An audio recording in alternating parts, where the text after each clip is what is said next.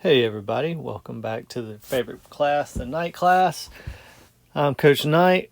Today we're going to work on our Chapter 1 practice test in Advanced Math Plus. This test dealt a lot with functions, and so let's get right into it. Number 1 says state the domain and range of the relation and determine whether the relation is a function or not. So the domain is simply the x's, so that's 6 and 3 and 2, and the range are the y's, -6, -5, -3. And to know if it is a function or not, all you have to do is make sure each x only goes to one specific y. And so since none of the x's repeat, they all go to one specific y, therefore it is a function. Number 2, determine the domain of the function. H of x equals 2x over x times x squared minus 25.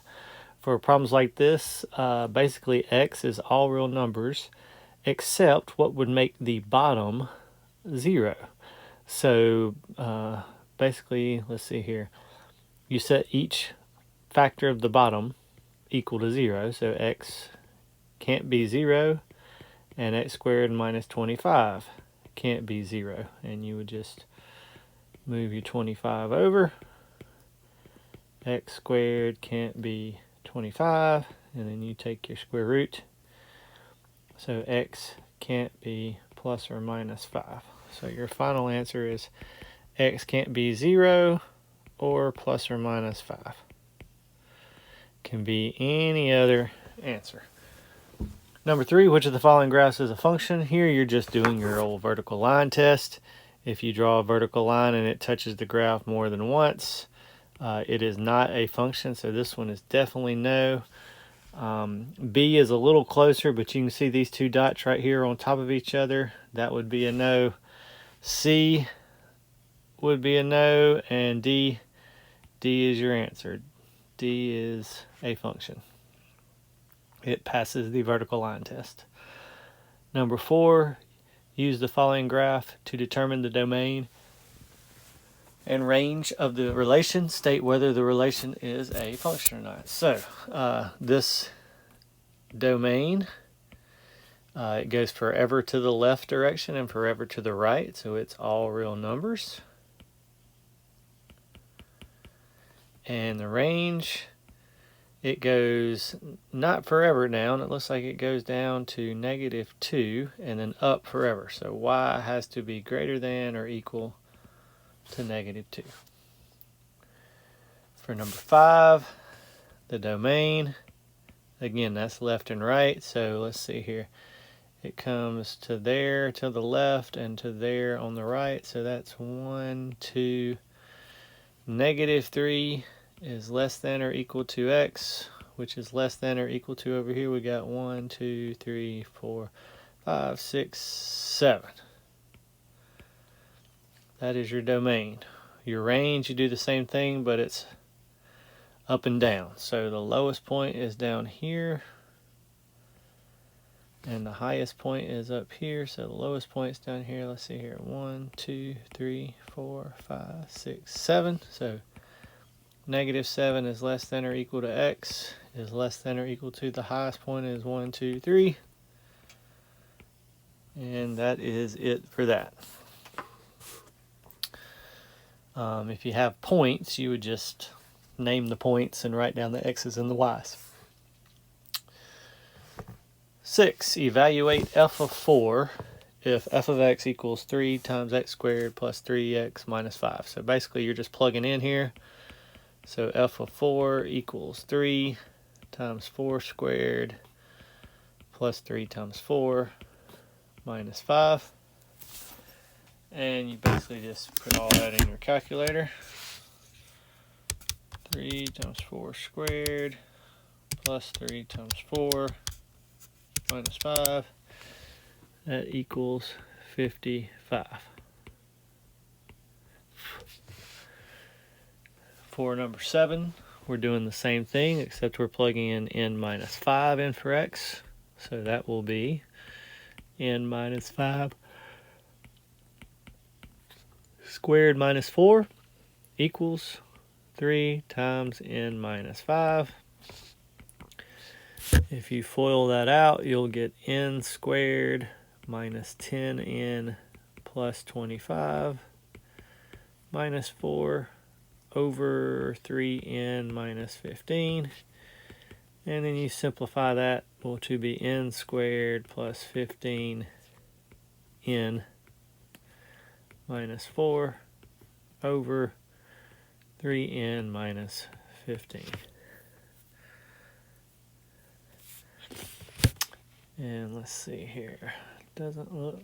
I'm sorry, I messed up. That is not 25n. Sorry about that.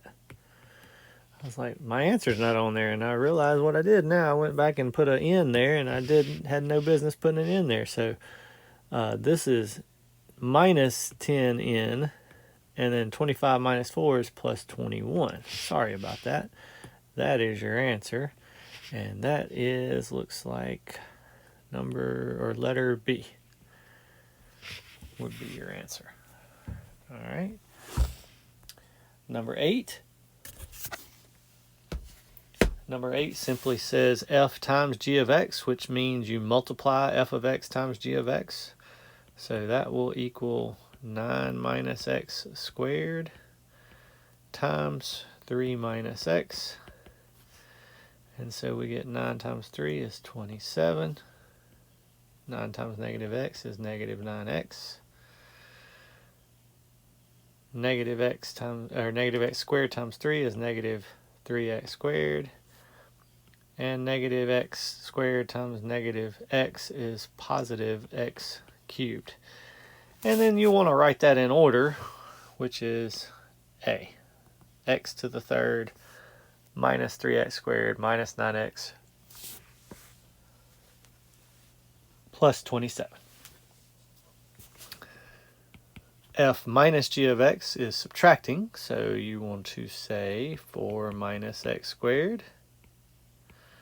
That is your f of x, minus your g of x is 2 minus x. Don't forget to put your parentheses there, or you will not get it right. So, and then you distribute 4 minus x squared minus 2 plus x, and then you simply simplify.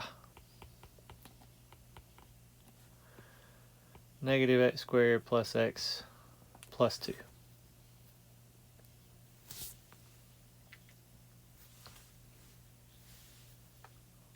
Number 10, g of f of x is what this means, of 6. This means, very slowly, we're going to take 6 in. We're going to find f of 6 first. So f of 6, find it first. Take that answer and take this answer and plug it into x and g. So first we do f of 6. So that will be 6 plus 8 divided by 6. That is 14 divided by 6, which is 7 over 3. Then you take that answer and plug it in to the x and g. So g of 7/3 would be 7/3 squared plus 1 equals, that's 49 over 9 plus 1, which is 58 over 9.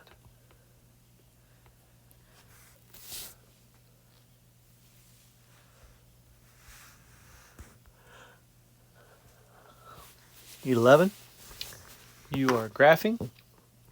The easiest thing to do is to solve it for y. So we subtract 3x from both sides. We get negative 5y equals negative 3x minus 15, and then divide by negative 5. We get y equals 3/5 x plus 3. So we have it's crossing at positive 3, which looks like about right there. It has a slope of 3 over 5, so up 1, 2, 3, 1, 2, 3, 4, 5. That looks about right. So it looks like B will be our answer.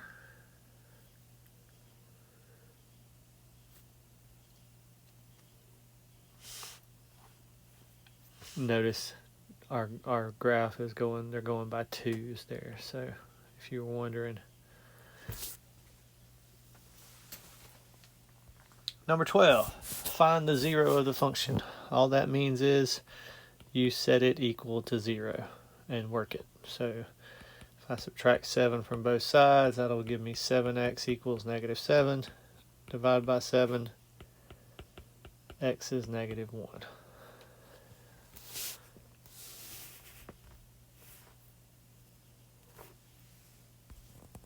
(13) says write a slope in slope-intercept form the line that has a slope of negative 5 and passes through the point at 1, 1. So this one you got to have a little work, so I'm going to come down here, give me a little more room. Slope-intercept form is y equals mx plus b. And I know m. M is negative 5. So I know m is negative 5. X and y are the point that it passes through. So y is 1 and x is 1. And we just have to figure out what b is. So 1 equals negative 5 plus b. Add 5 to both sides. B is 6. So your answer will be y equals your slope negative 5x plus 6. Okay. Trick on that one is they give you the b, you got to find the b, and then you have to, they give you the m. You have to find the b and then plug it in for the equation. 14, you're doing a lot of the same things here. The only difference is they don't give you m. They give you 2 points. So you have to use the 2 points using the slope formula. And the slope formula is y2 minus y1 over x2 minus x1. So you're going to find the slope first, and we'll do negative 5 minus negative 7 over 1 minus negative 1. That will be positive 2 over 2, so your slope is 1. And now you have a choice, you have options. You can use either point, it does not matter. I'm going to use the second one because it has a positive 1 instead of both of them being negative. So I'm going to plug it in. It's just like we did on 13 here. We got y equals mx plus b. I'm using, like I said, I'm using this point. So my y is negative 5 equals my m we just found is 1. X is also 1 plus b. So when we subtract 1 from both sides, we get negative 6 this time for my b. And now we write the equation. Y equals x minus 6. Because your slope was 1. So 1x, you don't have to put the 1, minus 6.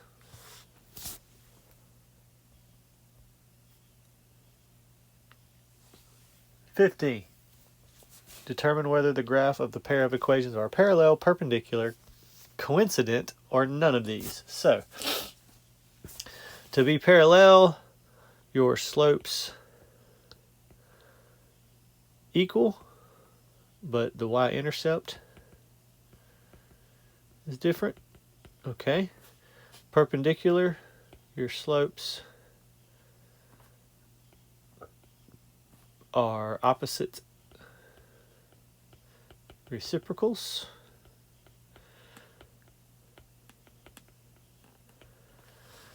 Coincident, the equations are equal, everything is equal, and none of these just have different slopes. Okay, different slopes, but they're not opposite reciprocals. If they're opposite reciprocals, they're perpendicular. If they're just different, they're none of these. So Here is an example. Here, this slope is -6 and this slope is +1/6. So they are opposite signs and they are reciprocals of each other. So this one is perpendicular.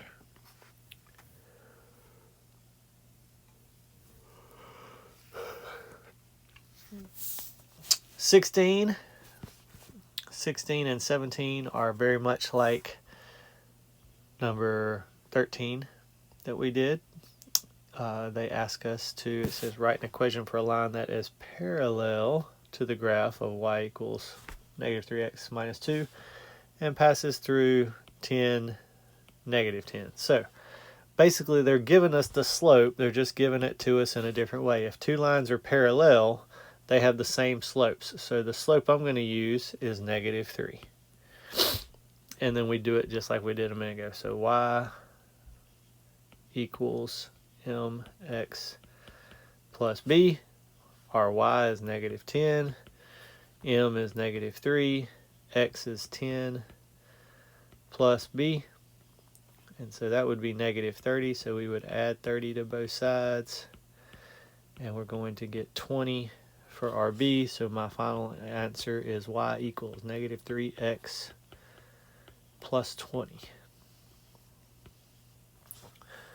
17, you're doing the same thing, but this time the slope of the line is perpendicular to the graph. So a little more to this one. They do help us here. They give us the y-intercept because x is 0 and y is 4. So I know b is 4. I just got to find the slope. So to find the slope, I'm going to come over here, solve this for y first. So -15x minus 15x, -3y equals -15x plus 4. Divide by -3. And y will equal 5x minus 4/3. Now, the slope of this equation is 5, but this time we're doing perpendicular. So our slope needs to be opposite reciprocal of 5, which is -1/5.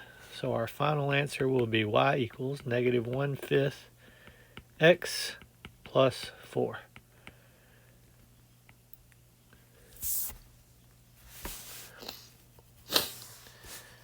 (18, 19, and 20).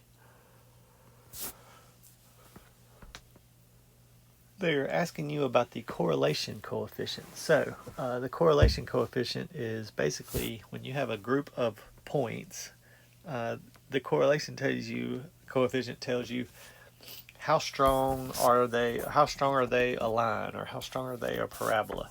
In this case, we're talking about a line. So how closely are they to being aligned? So if your correlation coefficient, which is r, if it's -0.97, that is very strong. The closer it is to 1, the stronger it is. So since it's negative, though, that means it is a strong negative correlation. Had that been positive, it would have been a strong positive correlation.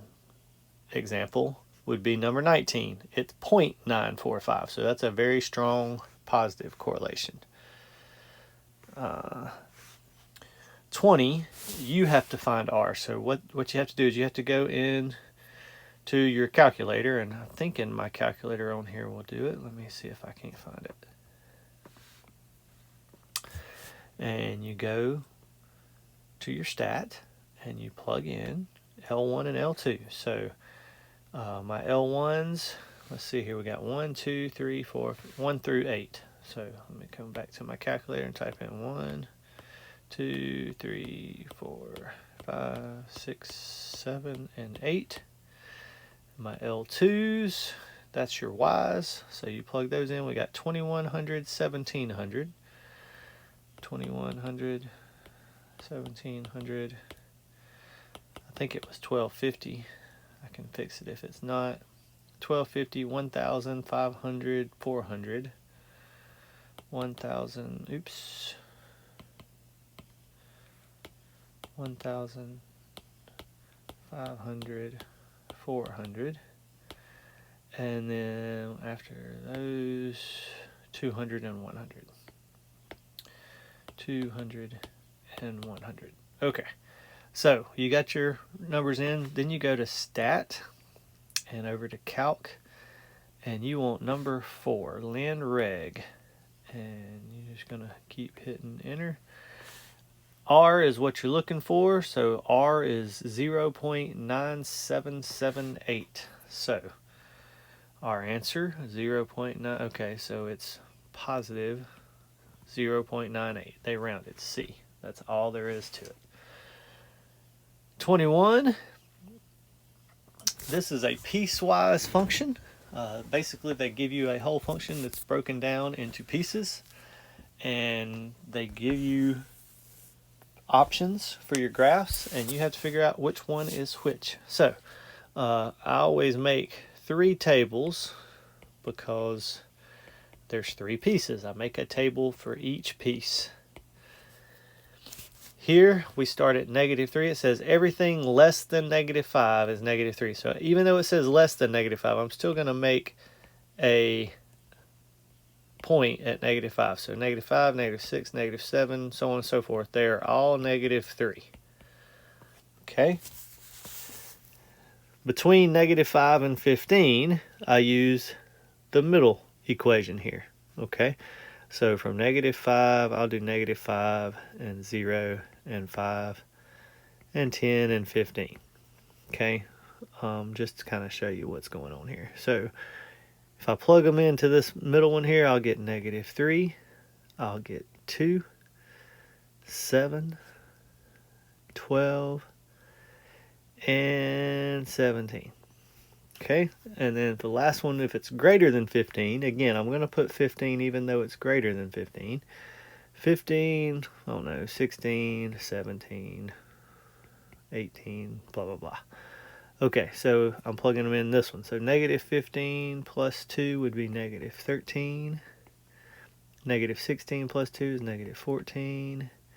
-17 plus 2 is -15, and and you can see so on and so forth. So this point is an open circle because it was only less than, and this point should also be an open circle because it was only greater than. Okay, but these 2 points will be closed. So at -5, -3, as you can see, hey, that's the same point. So even though it's open here, it's closed here. So you won't know that it's open. So A right here where it says it's open, it can't be A.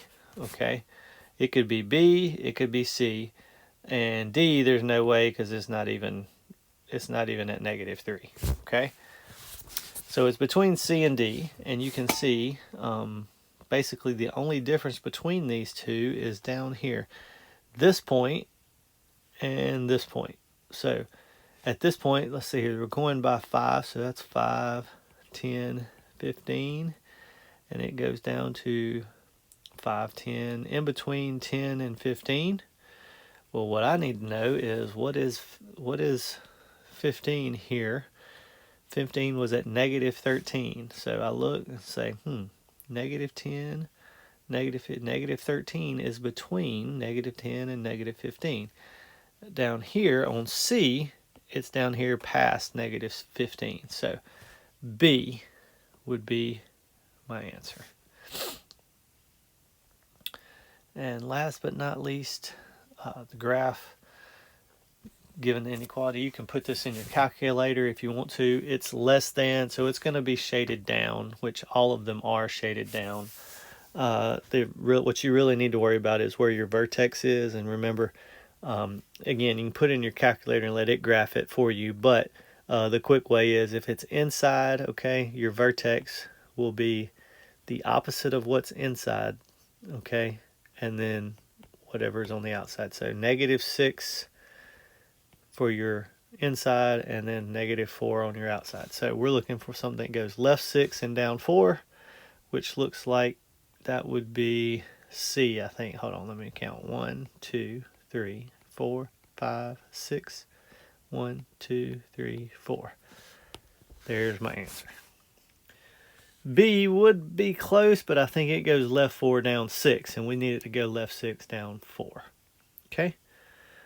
All right, there's your answers. If you want to check us, you're more than welcome to. Looks like on number 14, did we not answer that correctly? Because let me go back and look. 14 I did not answer correctly. I did not read it close enough. It says, let me highlight this. It says determine the standard form. So, I put it in slope-intercept form. So to get the standard form, I need to, standard form by the way, is ax plus by equals c. So I need to move the x over, and by the way, a, b, and c all need to be integers, which they are, but if you have any fractions, you need to get rid of them. So let's see here, to move this over, that would be negative x plus y equals negative 6. And for some reason, some books want a to be positive, some books don't care if it's negative or not, but I believe this book wants it to be positive. So we're going to change that x to positive x, which means we change all the other signs opposite of whatever they are. So basically you're just dividing everything by -1. So that should have been the answer for 14. Sorry about that.